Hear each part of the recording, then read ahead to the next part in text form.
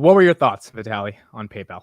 I didn't get all the earnings, so maybe Chris heard the whole thing. I heard something about total payment volume being down a bit.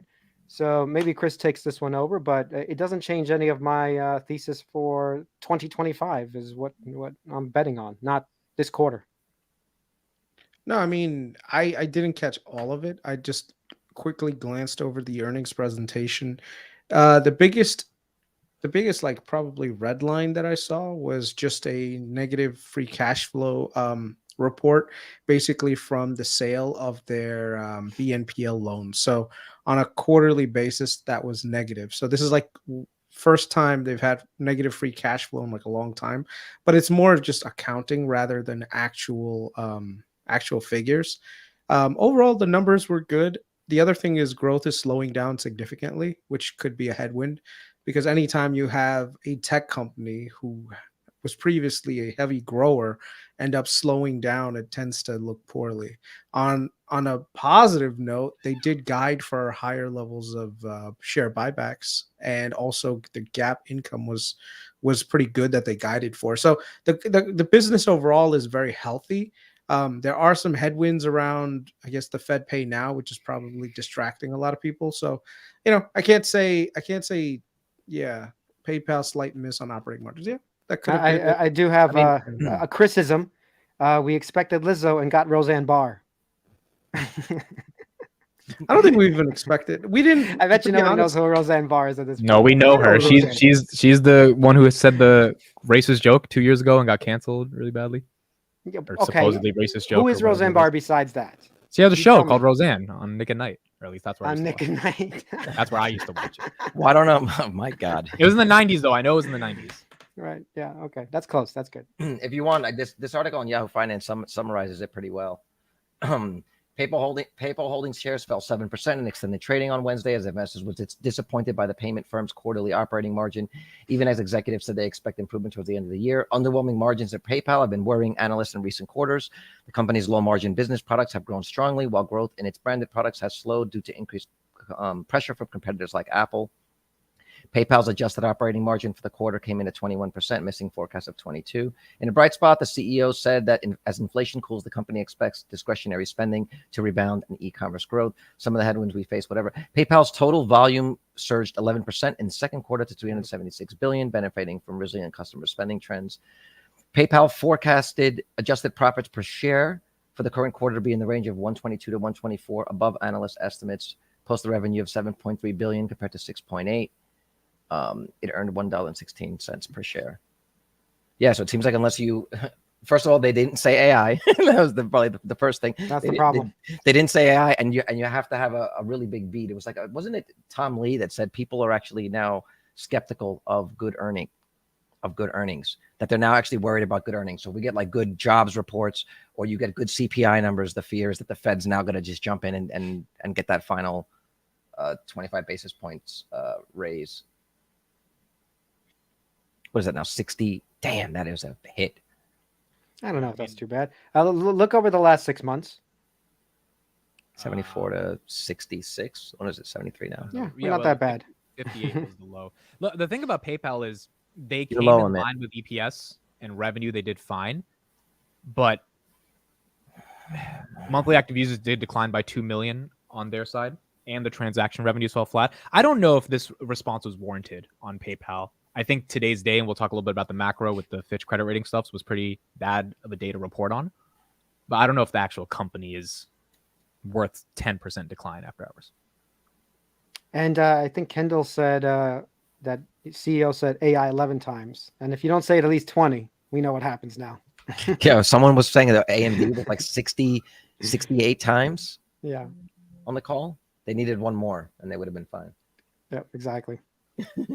Chris, do you see any overall weakening in the narrative of PayPal, given the buybacks is definitely positive for shareholders, or is there something else to be concerned about? No, it's Or just nothing the to be Fed concerned now. about? I think the Fed now thing is an overhang until people really know what the effects are, right? So some people might be discounting that as a future future headwind. So because of that, maybe some people are like, you know what, maybe payment processing for PayPal is going to be flat or negative going forward because banks will be able to use FedNow to do transaction feeless processing. But I don't think that's the case. I think PayPal is a juggernaut in its own right. It's got connections all over the place. It's got growth internationally that's outpacing a lot of other products. So I think the market may be a little bit oversaturated with payment processors right now, and some may have to fold in order for PayPal to really succeed. But that's something to be seen. I still think PayPal is a pretty decent investment going into 2024 and a possible recovery. They're still operating very well, and any of the earnings that they're literally using it to buy back shares. So as shareholders, whenever you see the price of a stock like this go down, just remember the next quarter when they do more share buybacks, they're doing it at a bigger discount, and you're getting that bigger discount as a shareholder. So it's all value accretive at the end of the day. It's just the question now is going to be how much growth can we expect in the future? And it seems like right now the growth story for PayPal may be a little bit more muted than what was anticipated in the past.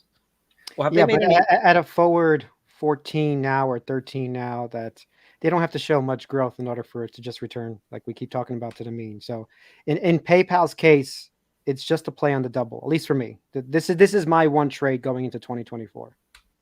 Have they made any? Have they given any clarity on exactly how the FedNow stuff would be implemented? Is it going to be its own standalone app, or will it only be integrated into It's current between banks. apps of banks? Right. So then, but like, is FedNow going to be on eBay? Are you going to have that in the No, same it's spots between that you banks. have? So then, yeah, I don't see. I mean, I could see how there might be some concern over that, but unless it's like a standalone app that can compete directly with the likes of like Venmo and PayPal, then I can't see how it's. So the thing is, it just depends on how they integrate the UI, and That's like what I'm looking how for much. now, and I can find almost nothing on it. Yeah, Like, there not isn't UI. any independent UI. Each bank is going to have to create their own UI that links to the FedNow So it's like system. an API, So more like a UI. yes, Got it. yeah. So basically, right now, like let's say I have a bank with SoFi, and you have a bank with JP Morgan Chase. Before, the payment processing realm, I'd have to send you money, and then, the payment processing network would do its thing. And then eventually 3 days later, you would get your funds. So the two banks weren't exactly like linked. FedNow will actually now sit between the two and be able to do instant payments. So if I send you $20 within 15 seconds, there's already a handshake happening between my bank and FedNow and your bank and FedNow, and you'll have that money credited to your account Can you in bring that near up a real bit time. while Chris is Yeah. talking?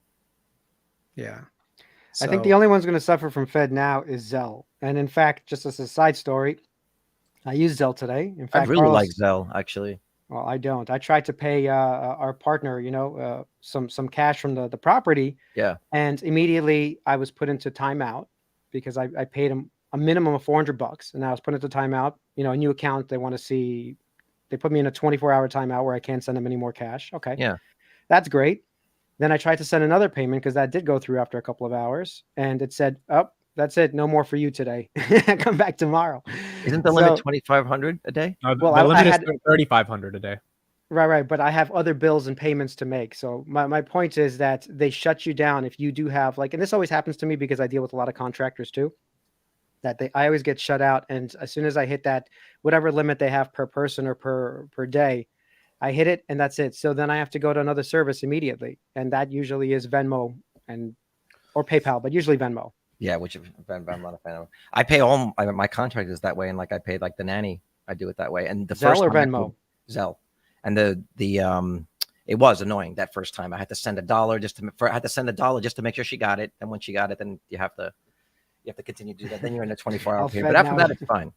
And after that, it was fine. I do understand that there's some. It depends how many payments you do. I do a lot of different payments, especially to contractors and people. And we're going to start more payments going forward. So it's really annoying, honestly. Like for me, But look, to I'll tell you what the participate flip side is. I'll tell you what the flip side is. When the pandemic first happened, there was a lot of robberies in my neighborhood. And what people would do, some people actually leave their car doors open in my neighborhood, right? And so there was a guy, we know who he is. This guy would go around to people's cars and open the door. He opened a car door and was able to steal the cell phone of a daughter of one of the neighbors that we know. And he immediately tried to Zelle himself. She had like $4,000. Well, I mean, she has no password on the phone.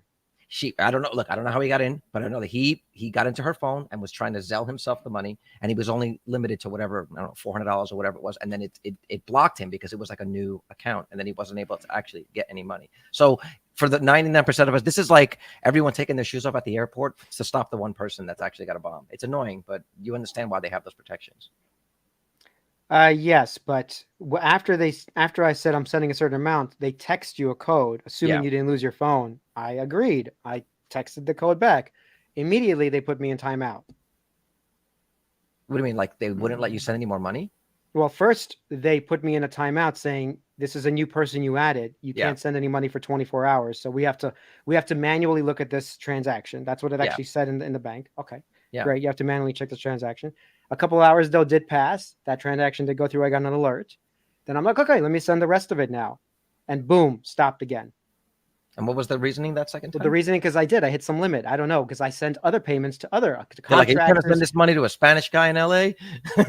Yeah, basically, I couldn't even send it to you. My point is, like, it's for anyone doing a lot of transactions. If you're only doing a couple of transactions, I see it's not an issue. But if you're doing some real transactions, you can't use it. It's unusable. I mean, it's funny. And by the way, so that's a FedNow competitor. That's what I'm saying, because that's a bank thing that happens. You have to see what the protections are in place with FedNow. Like none of us have actually used it. Like Venmo is great for certain things, but it's also got these weird holding periods where they're making money off it, and that in itself is also annoying. They have their own problems. It's also a lot easier for me at the end of the year to get a report from Zelle than it is from Venmo in terms of the people that I paid. Vitaly, those people that you're zelling, do they have like Bank of America or a major bank behind them? They usually have a major bank.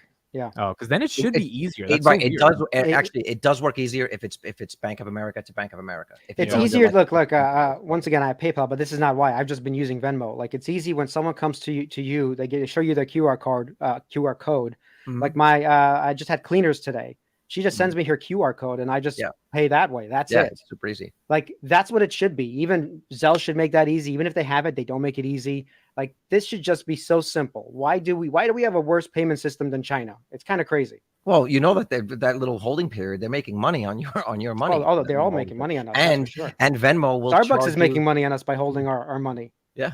Was it Starbucks? I'm saying all these, all those apps that you pay $20 for coffee. Yeah, when you buy the they're gift holding card, that money and they're using it for whatever. And how many of those get destroyed and never used? But the other thing too is if they have a 3-day holding period, then they can charge you 1% for the instant transfer. They do that to me on Venmo. They do that too. If you want it right now, or like Bill.com, same thing. That's how I get paid for most of my clients. I still have to wait 3 days. That's like one of the biggest grips when it comes to gift cards. Like, I know a lot of people like swear by gift cards, like, oh, I'll just get everyone gift cards. But the thing is, that money's just pretty much sitting in a account that's backed by a little card. But most of the time, that money is in the account holder. So like, whether you go to Walmart, you go to Target, and it's a great source of revenue for them, because not everyone is going to use those gift cards all the time. And not to mention, those gift cards over time, it's just money that's pretty much sitting there. So it's kind of curious. Like, I still have a few Bed Bath & Beyond gift cards that I'm never going to, like, I don't know where they are. Like, I got them as a present when I got married, but I never used them. I put them in a wallet. My wife, I has some like Victoria's Secret ones, and that's just pretty much free money. Wait, you have Victoria's Secret? you own a bunch of Victoria's Secret gift cards? No. I know. Can you do a poll? Can you do a poll of what people use? I'm just curious. At least for the finance people in this stream, it's not the majority of people. But is it Venmo? Is it Zelle? Is it what's the other one? Cash App. Yeah, Venmo, Zelle, besides PayPal. PayPal. When I say do Venmo, PayPal is one. That's like sort of one thing because that's the same company. Venmo / PayPal, Cash App, Zelle, and what's another major? Is that it? I think so. Is there anything else in the U.S. that's big? I mean, there's got to be something else, right? Isn't enough? That's kind of crazy. It's 3 players. If I can't think of a fourth, you know what I'm saying? I mean, that should be a little bit more of a bull case for PayPal too. Let me do these super chats real quick. Then I want to move on to the Fitch stuff today. Richie, the slogan of payment processors: if it ain't stick, it ain't staying around. That's fair. That makes a lot of sense. Thank you, Richie, for the $5 super chat. David for $27. Thank you for this. If there was a very low budget Weird Al Yankovic biography movie, who has what it takes to play the role of Weird Al I'm the only Jew here. This makes no sense. I mean, I'm VITALY, sorry. dude. No, it's clearly AMIT. The hair. Oh, Dude, that's what's The hair. Listen, the hair. the and Indian the of Weird voice, Al. the hair and the voice. What's funny is I know a guy who knows him very well. Like a producer that I work with is like really good friends with him, and so I don't know. It's weird even talking about it because I know that guy and he's super fucking funny. And AMIT's not funny, even though he looks very much like him. So. Oh, Okay, I am Burn. funny, What's but with I'm Western funny on Union? There you go. impromptu humor, not time. The first time I try to script a joke, it falls flat. But Honestly- impromptu, I'm better. no, you're a good speaker, but you ain't funny, buddy. No, I'm definitely You funny. know, I'm not scripted. what's with funny. the other guy thing that's going on, Carlos? Why does everyone keep calling you the other guy? No, that's just I- David. He just I called have. him that. Oh yeah, it's just him. It's just. No, him. I just I- this is like a couple of people that I heard say that, like, oh, the other guy. I and guess. I'm just Yeah, like, I guess. you mean Carlos. Yeah, it's like picking up. They're trying to make it a thing. I guess. Yeah. By the way, Weird Al, there is a movie that what are they called? Roku made. Roku made a Weird Al movie. So if anyone hasn't seen it, it's kind of good. It's a very weird movie. Yeah, he's a weird dude. Well, it was Okay. actually not a biography movie, even though it's a fake biographical It's movie. one of those that- like mockumentaries. totally mockumentary. Absolutely. All right, let's move on to this Is- Fitch stuff. Or what were you gonna say, Carlos? No, I was gonna say he's asking if he's funny. That's a weird one to explain. And Kelly says Because it's he's not funny, but he kinda does look funny. funny. Just want to point He's that kind of out. funny. I don't All know. right. Fitch. So Abercrombie and Fitch, they came out today. They said, look, we are you guys are smiling a little bit. Chris, can you explain this whole Fitch thing? Just take Can it we from talk here. about what I said we should talk about at least for 10 minutes? And then you can talk about Abercrombie and Fitch. What did you Oh, I think that's a longer discussion. That's not a 10-minute discussion. right, That's probably sure. 25. Let's do Fitch for 10 minutes. And we'll go. It's a good thing, so we'll get to that after. All right, Chris, what is going on with the macro with this Fitch credit rating decline? And do you think it has an impact or is it a nothing burger? I mean, clearly has an impact on sentiment. I don't know if actual, like, real dollar terms, if it's going to have any real impact, but this is not good. Out of the three major rating agencies, two of them now have us listed other than AAA credit. The only one that hasn't downgraded us is Moody's, which probably could be next if we're not careful with how we're actually like running the country. I mean, we've been running these fiscal deficits for a long time.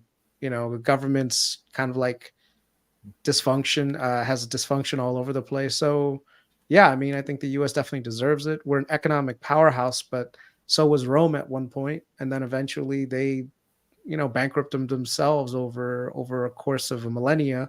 We're doing it at a much faster pace, of course. So I don't know. It's just something to keep in mind. This should be a warning shot to all politicians. Like, y'all need to stop playing games with the economy, using it as a volleyball to basically go back and forth on, like, literally Fitch downgrades us and like 2 seconds later, it's the Democrats' fault. It's the Republicans' fault. Oh, Trump did it. No, Biden did it. Like, instead of trying to fucking play the blame game, why don't y'all try to fix it? And not to mention, this was a problem that pre-existed way before Trump and Biden. Even Fitch said it. Like, this is an ongoing problem for the last 20 fucking years, where you guys are spending more money than you have. You're creating all sorts of conflicts around the world. You can't agree on even the most basic parts of how to run a country, government, and now your finances. What do you think is going to happen? I'd say if we have a AAA credit rating from Moody's for another year, we should be grateful. I think if we don't change course in how this country is going, we're looking at the end game for us as a superpower, and us just becoming another country. The official explanation was, I'm reading it off the site. It says, explaining the rationale for the downgrade, it pointed to the expected fiscal deterioration over the next 3 years and a high and growing general government debt burden, and the erosion of governance related to AA and AAA rated peers over the last 2 decades that has manifested in repeated debt limit standoffs and last minute resolutions. Fitch said that the decision wasn't prompted by the last debt ceiling standoff, but rather a steady deterioration in standards of governance over the last 20 years regarding fiscal and debt matters. And that goes to your point that it's both parties are responsible for this. You just can't. I mean, what's funny is that the government does not practice the same fiscal responsibility that they tell the population to do, right? They, in general, don't want you. They tell you pay your bills on time, don't spend more than you make. And our politicians don't do that. They're just not fiscally They're not incentivized to do so. I'm reminded of that short that we saw, Warren Buffett, where he said, I can fix the debt in 5 minutes. You say that basically every year that we're not balanced, every sitting member of Congress gets voted out. We'll have a balanced budget every single year. And that's what it is. They're not incentivized to. I mean, did you guys see that the average age of Congress right now? It's like fucking in the 70s, dude. Like, you got people who have, like Dianne Feinstein in the Senate barely knows what the fuck is going on, right? Our president barely knows what's going on. There's so many people in Congress that are like way past their prime in trying to determine things that should be relevant to us. And yet, I mean, you guys saw that guy, Hank Johnson. Motherfucker doesn't know that I still can't believe this dude said an island was going to tip over. Oh, I know. That